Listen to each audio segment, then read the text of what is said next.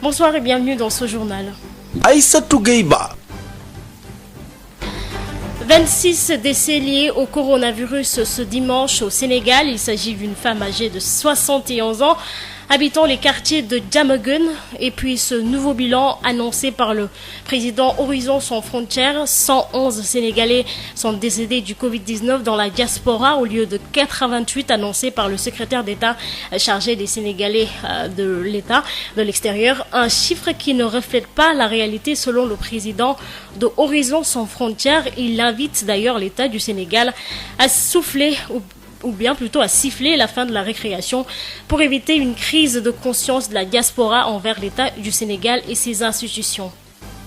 À Mbour, les enseignants n'accepteront pas d'être les agneaux du sacrifice avec l'ouverture des classes d'examen fixée le 2 juin prochain. Une rencontre a été initiée avec les principaux acteurs du secteur pour redéfinir les conditions et bases de la reprise des cours. 70 thermoflash, des gels hydroalcooliques et des masques ont été remis au total aux familles religieuses à Kaolack pour lutter contre le Covid-19. Le directeur de la promotion de l'habitat et responsable politique a été reçu par le préfet de Kaolack. Les établissements scolaires ne seront pas également épargnés dans cette lutte. L'essentiel de l'actualité de la semaine vous sera présenté par Hapsa Ilimanouane. La partie technique de ce journal est assurée par Pape Abdoulaye Diaye. Sydney. Aïssatou Gueiba. Je vous le disais en titre, le Sénégal vient d'enregistrer son 26e décès lié au coronavirus. Il s'agit d'une femme âgée de 71 ans et qui habite à Diamaguène. Elle est décédée ce samedi 17 mai. Le test effectué sur la dépouille est revenu positif au Covid-19 ce dimanche 17 mai. Au moins 111 Sénégalais sont décédés du Covid-19 dans la diaspora, une révélation faite par le président de l'Horizon Sans Frontières. Selon Boubacar Seye, les 88 décès annoncés par le secrétaire d'État chargé des Sénégalais de l'extérieur ne reflètent pas la réalité. Il invite d'ailleurs l'État du Sénégal à siffler la fin de la récréation dans ce dossier pour éviter une crise de conscience ou bien une crise de confiance de la diaspora envers l'État du Sénégal et ses institutions. Boubacar Seye, président de l'Horizon Sans Frontières, que nous écoutons. 111 Sénégalais morts du Covid-19 dans la diaspora. Contrairement aux chiffres avancés par le secrétaire d'État chargé des Sénégalais de l'extérieur, 88, un chiffre qui ne reflète pas la réalité sur le terrain. C'est ce que regrette Horizon Sans Frontières, qui ne polémique pas sur les chiffres parce que l'heure n'est pas à la polémique, mais qui invite le président de la République à siffler la fin de la récréation dans ce dossier pour éviter une crise de confiance de la diaspora envers l'État du Sénégal et ses institutions. La répartition des décès par pays s'établit de la manière suivante. Nous avons au moins 63 morts en France. Aux États-Unis, il y a 35 morts, contrairement à ce qui a été annoncé, 14 morts. Et parmi ces 35 morts-là, 32 sont déjà enterrés au cimetière musulman du Forest Green Park Cemetery à New Jersey. En Espagne, 3 morts selon le ministère. En Italie, 7 morts. Et au moment où on rédigeait le communiqué, on nous a parlé d'un autre Sénégalais qui est décédé hier nuit. Ensuite, il y a 2 morts et aux Pays-Bas, 1 mort. Ce qui fait au total au moins 111 Sénégalais morts du Covid. La question qui se pose aujourd'hui est comment rapatrier ces corps-là, ces dépouilles au Sénégal. Donc je crois que beaucoup de familles auraient souhaité quand même que les corps retournent au Sénégal. Voilà. Le seul hic est qu'il y en a qui sont déjà enterrés. Mais je crois qu'il y a des protocoles entre les pays pour déterrer les corps et les rapatrier au Sénégal. Nous, ce que nous aurons souhaité, ce que nous proposons au chef de l'État, un mémorial dédié à ces journées-là, c'est juste une façon de les rendre hommage à titre posthume.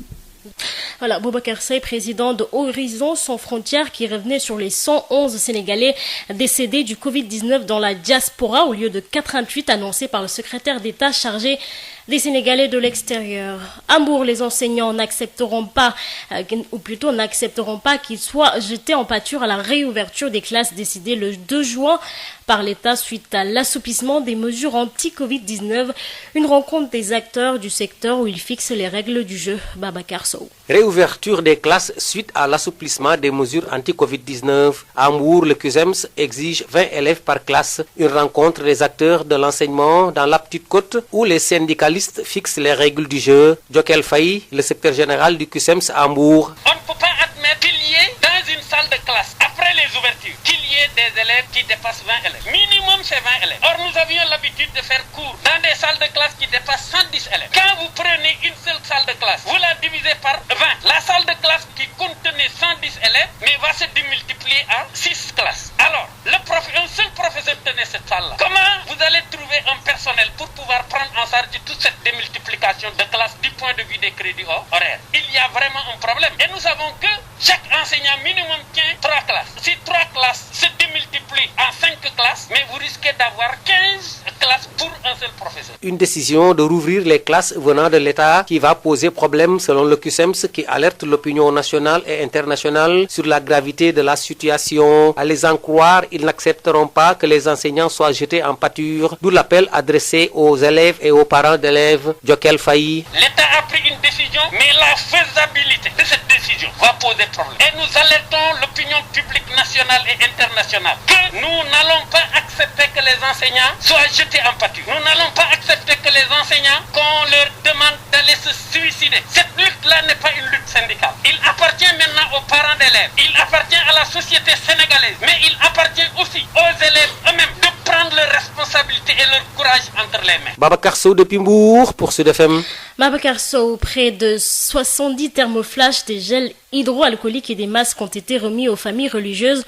Objectif, lutter contre la pandémie dans les lieux de culte. Les établissements scolaires ne seront pas laissés en rade. Mounirouli, directeur de la promotion de l'habitat social et responsable politique, a été reçu par le préfet de Kaolack avant d'être reçu par l'imam Ratib de Medina Baye, Cheikh Tidiane Cissé et d'autres chefs religieux de Kaolack. Mounirouli, directeur de la promotion de l'habitat social, il est au micro de Mamadou Camara. Suite à la sortie du président de la République, aujourd'hui, il ouvre les portes des mosquées et des écoles. Alors, je considère que c'est une deuxième phase dans la lutte contre le coronavirus et que c'est une invite, n'est-ce pas, pour nous, responsables et citoyens tout court, de soigner notre comportement, mais aussi de participer à la maîtrise, à l'application stricte des mesures barrières. C'est la raison pour laquelle je me suis dit qu'en tant que responsable à Kaolack, il faut faire un geste. Du fait que ce sont des mosquées qui sont ouvertes et des écoles aussi, j'ai jugé bon donc de chercher les thermoflash pour aider les mosquées à appliquer ces mesures barrières ainsi que les écoles. Mais moi, je me suis dit qu'à l'heure où on en est par rapport à la lutte contre le coronavirus, le thermoflash me semble un élément important et c'est la raison pour laquelle j'ai décidé de faire le tour de Kaolack, en particulier des maisons religieuses, pour donner ma participation en termes de thermoflash et des postes de santé et des écoles. Alors, j'étais chez le préfet, je lui ai livré un nombre assez significatif de thermoflash pour qu'en retour, qu'ils puissent voir les besoins dans tout le département. J'ai fait le tour de certaines maisons religieuses. Je suis allé au marché, je suis allé voir aussi des postes de santé pour aussi les doter, n'est-ce pas, en thermoflash. Donc, j'ai cru bon de terminer ma visite par Medina Baye, venir voir le calife, mais à travers l'imam Cheikh Cissé. Vraiment que je remercie du fond du cœur, il m'a bien reçu et il a prié pour nous tous. Donc, je lui ai livré des thermoflash, aussi des masques. Alors là, je lui ai remis de 10 thermoflash, un lot je pense de 500 masques, que ça doit faire à peu près 70 thermoflash. L'école aussi est un élément important du dispositif. Je pense que ouvrir les écoles, c'est une très bonne chose. Donc l'école m'intéresse et ça les Kaolackois le savent. C'est la raison pour laquelle là aussi j'ai prévu beaucoup de thermoflash pour les écoles. Je pense que j'ai convoqué ici un directeur qui va recevoir, n'est-ce pas, un thermoflash pour un acte symbolique. Et à partir du 2 maintenant, on va encore faire le tour des écoles, n'est-ce pas, pour donner aux professeurs, aux maîtres et aux élèves. Programme de résilience économique et sociale et lutte contre la Covid-19, la directrice générale de l'Agence nationale du conseil agricole et rural offre 3000 gants sanitaires aux structures sanitaires de Keur Madiabel, 1500 masques au lieu de culte. Les ménages et familles laissés en rade par l'aide alimentaire ont entrevu des vivres sans oublier les daras et les imams. Reportage Mamadou Camara. Nous y reviendrons certainement dans nos prochaines éditions. C'est le sous-préfet de l'arrondissement de Ouargla qui a profité de la cérémonie officielle de remise don de la directrice générale de Ankar aux personnes vulnérables, aux imams, aux daras et mosquées de la commune de Keur Madiabel et villages environnants. Il a également invité les nantis issus de la localité d'apporter leur soutien dans la lutte contre la Covid-19.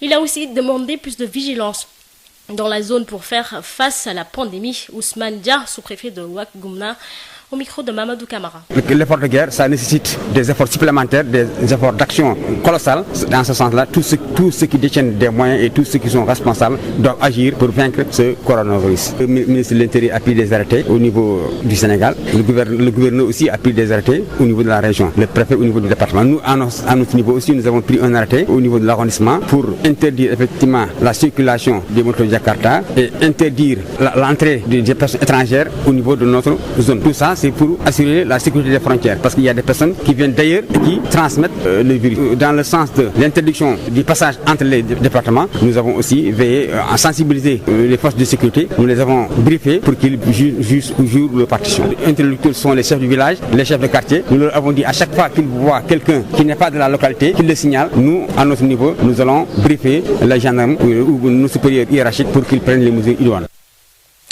Le Sutelec dénonce ce qu'ils appellent Akili Gate, du nom du présumé scandale financier entre Sénélec et Akili, un contrat de 187 milliards décrit par le syndicat qui demande la résiliation de ce contrat. Amadou Moustapha Dia. Après avoir ébruité et dénoncé le contrat signé entre Akili et la Sénélec, le syndicat unique des travailleurs de l'électricité n'en démord pas.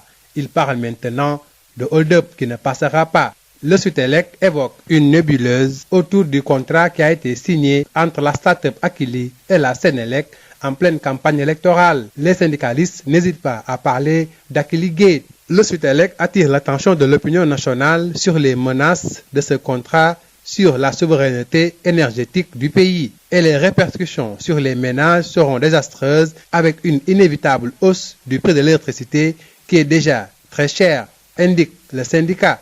Le Sutelec de révéler qu'en dehors du contrat de 187 milliards dans la gestion commerciale de la Sénélec, Akili bénéficie également de 2 autres contrats, un à la production et un autre à la distribution. Ainsi, sur les 4 directions d'exploitation de la Sénélec, la start-up Akili est présente dans les 3. Le Sutelec interpelle ainsi les autorités sur une externalisation des métiers de Sénélec et son impact sur l'emploi de la boîte. Ainsi, le Sutelec met en garde sur les risques de tension sociale qui pèsent sur la Sénélec. Également, le syndicat exige des autorités étatiques la rupture purement et simplement de ce contrat et de ne céder à aucun lobbying car il y va de la souveraineté énergétique du pays. Le Sutelec appelle les populations en général et les usagers de l'électricité à faire face à ce qu'il qualifie de hold-up. Et pour finir, le syndicat demande à tous les travailleurs sans distinction de rester vigilants et de se tenir prêts pour défendre leur outil de travail. Pour rappel, ce contrat signé entre Akili et la Sénélec d'un montant de 187 milliards a été décrié et défraie la chronique. L'actuel DG d'Akili était membre du cabinet PMC en charge d'un audit à la Sénélec. Amadou Moustapha Dia, voilà pour l'essentiel de l'actualité et qui vous sera présenté par Hapsa Limanouane. Bonjour et bienvenue à cette session d'information qui revient sur les points saillants de l'actualité de la semaine du lundi 11 au samedi 16 courant. Le Covid-19 continue sa propagation dans notre pays et les cas de décès liés à ce virus ont été revus en hausse cette semaine. 25 décès ont été enregistrés. Samedi, plusieurs erreurs ont été décelées dans les chiffres communiqués par le ministère de la Santé et de l'Action sociale, qui a même sorti un communiqué pour rectifier. 119 nouveaux cas sont enregistrés, dont 11 communautaires. Les précisions avec vous, Babacar Samb. Tâtonnement, erreur, l'annonce du directeur de cabinet du ministère de la Santé et de l'Action sociale a semé ce ce samedi le 12. Des inquiétudes et des interrogations. 110 nouveaux cas de Covid-19 tantôt déclarés, dont 105 contacts et 11 communautaires. Aloïse Waly Diouf revient avec ses 89 cas contacts, des chiffres toujours erronés. Finalement, c'est le ministère qui revient avec un communiqué rectificatif publié sur son site. Ce document informe que sur 989 tests réalisés, 119 sont revenus positifs, soit un taux de positivité de 11,1%. Il s'agit de 108 cas contacts suivis et 11 cas issus de la transmission communautaire, localisés à Grand Yoff 2, Soprim 2, Dalifort 1, Touba 2, Linguère rattrapé par la maladie, un cas issu de la transmission communautaire déclaré dans cette localité. Pikine enregistre un cas communautaire et Popenguine 2 cas. À ce jour, 2429 cas ont été déclarés positifs, dont 949 cas guéris et 1455 patients encore sous traitement. 3 personnes ont été déférées vendredi à Louga pour avoir bravé l'interdiction de transport interurbain. Lamine Gueye Saman. 3 individus poursuivis pour les délits d'association de transport irrégulier, violation de la loi sur l'état d'urgence, mise en danger à la vie d'autrui, sont déférés au parquet du tribunal de Louga. Ils sont tous rentrés dans le périmètre du Ndiambour sans autorisation. Le premier est l'opérateur économique testé positif au Covid-19 le 29 avril dernier. De Dakar, où il a chopé le virus, il est rentré au Bercail à bord d'un camion frigorifique. À peine sorti du centre de traitement de l'hôpital régional Amadou Sakhir Mbaye, il a été interpellé par les éléments du commissariat central de Louga, puis remis entre les mains du procureur. Même sort réservé à ce commerçant demeurant à Serigne Bara. Il est revenu de Touba en se faisant passer apprenti chauffeur dans un camion de marchandises. Le troisième individu a lui aussi bravé les mesures prises par l'autorité. Resté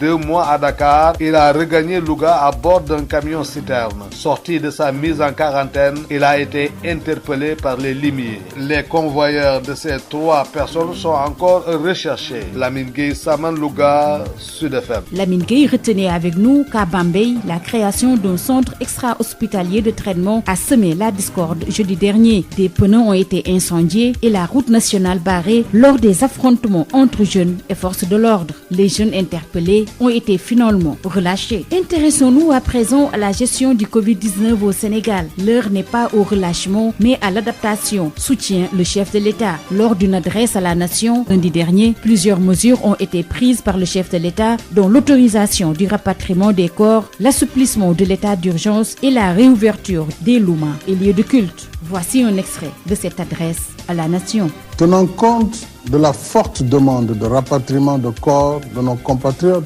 décédés du Covid-19 à l'étranger et sur la base d'avis motivés que nous avons recueillis en ce qui concerne les conditions sanitaires, il sera désormais possible de procéder à ces rapatriements. J'ai donc instruit le ministre des Affaires étrangères et des Sénégalais de l'extérieur de faciliter les rapatriements pour les familles qui le souhaitent. Les horaires du couvre-feu seront de 21h à 5h. Les horaires de bureau sont réaménagés de 9h à 16h. Les marchés et autres commerces qui étaient astreints à des jours particuliers d'ouverture seront ouverts 6 jours et resteront fermés 1 jour dédié au nettoiement. Les marchés hebdomadaires seront rouverts, mais dans les limites de chaque département. Il sera également procédé à la réouverture des lieux de culte. Le ministre de l'Intérieur, en rapport avec le ministre de la Santé et de l'Action sociale, engagera les consultations nécessaires à cet effet avec les guides religieux ainsi que les associations religieuses. S'agissant de l'école, les cours reprendront le 2 juin pour les classes d'examen, les classes de CM2, 3e et terminale, soit 551 000 élèves du public et du privé réunis. L'année scolaire et le calendrier des examens seront adaptés en conséquence. Les élèves des autres classes continueront de suivre les cours à partir du dispositif Apprendre à la maison. Malgré tout, beaucoup de mosquées restent fermées. C'est le cas à la grande mosquée de Dakar, à la mosquée omarienne, à Tivaouane et Saint-Louis entre autres. L'Église a également décidé de reconduire sa décision d'annulation de toutes les messes et des célébrations religieuses. Le leader de Pastef les Patriotes, Ousmane Sonko, a évalué mercredi la gestion de la crise sanitaire. Face à la presse, il parle de fiasco, manque de cohérence et de transparence. Adja Isegnon. Gestion de la pandémie, un fiasco total, affirme Ousmane Sonko. Le leader du parti PASTEF, les Patriotes, accuse le président Macky Sall d'avoir démissionné. Il a abandonné ses responsabilités, manqué de courage politique, alors qu'on lui a permis de prendre toutes les mesures idoines avec la loi d'habilitation qui lui donne plein pouvoir. Pouvoir qu'il a utilisé de très mauvaise manière avec des mesures parfois inutiles comme le couvre-feu et sans aucune cohérence. C'est ce qui est à l'origine des résistances qui ont poussé le président Macky Sall à assouplir les restrictions pour, semble-t-il, éviter des émeutes. Selon Ousmane Sonko, l'échec du gouvernement est patent et prévisible. Le gouvernement a fait cavalier seul, décidé seul, passé seul les commandes avant de tout confier à Mansour Faye qu'il qualifie de ministre du riz et de l'huile, qu'il présente également comme le dauphin de Macky Sall. Ousmane Sonko estime que l'absence d'un programme détaillé a entraîné toutes ces défaillances. Pas de transparence, pas d'évaluation et donc pas de réajustement possible. Ousmane Sonko de rappeler qu'un simple transfert d'argent aurait suffi et aurait été plus utile. Il assimile les récentes décisions du président Macky Sall à de la panique et prédit des lendemains sombres puisque le pic de la pandémie n'est pas encore atteint. Raison pour laquelle le leader du parti PASTEF estime que la reprise des cours est inopportune. Ousmane Sonko accuse Macky Sall d'avoir sapé le moral du personnel soignant et l'invite à instaurer un nouvel ordre national avant de penser mondial. Sonko invite ainsi le peuple, puisque le gouvernement a démissionné, à rester mobilisé pour freiner le Covid-19 en respectant les consignes sanitaires. En sport, retenez la reprise des compétitions domestiques en novembre 2020. Cette décision a été annoncée au terme d'une réunion du comité d'urgence de la Fédération sénégalaise de football tenue mercredi à Dakar. Synthèse du communiqué parvenu à notre rédaction avec vous, Amadou Moustapha Dieng. Le football sénégalais s'ajuste et réaménage son calendrier par rapport à la lutte contre le Covid-19. À l'issue d'une réunion du comité d'urgence de la Fédération sénégalaise de football, plusieurs décisions importantes ont été prises sur la base de rapports de plusieurs commissions. Ainsi donc, le comité a décidé de désigner les 2 premiers du championnat de cette saison pour représenter le Sénégal dans les compétitions interclubs de la CAF, Ligue des champions, Coupe de la Confédération. Entre autres mesures, de différer la reprise du championnat de Ligue 1, Ligue 2, National 1, National 2 et de football féminin Division 1 et 2 au mois de novembre 2020. Selon la formule de play-off et de play-down, et de terminer les championnats régionaux entre le 1er novembre et le 31 décembre sous forme de play-off ou match à élimination directe pour désigner les équipes qualifiées au tournoi de montée en National 2 qui devrait s'achever au plus tard le 31 décembre 2020. Entre autres mesures phares, l'allocation sur fonds propres aux clubs professionnels, amateurs et certains groupes associés impactés d'une subvention pour faire face aux conséquences du Covid-19 en attendant la mobilisation des appuis de l'État et de la FIFA et de la CAF. C'en est tout pour cette rétrospective de la semaine. Merci de votre fidélité.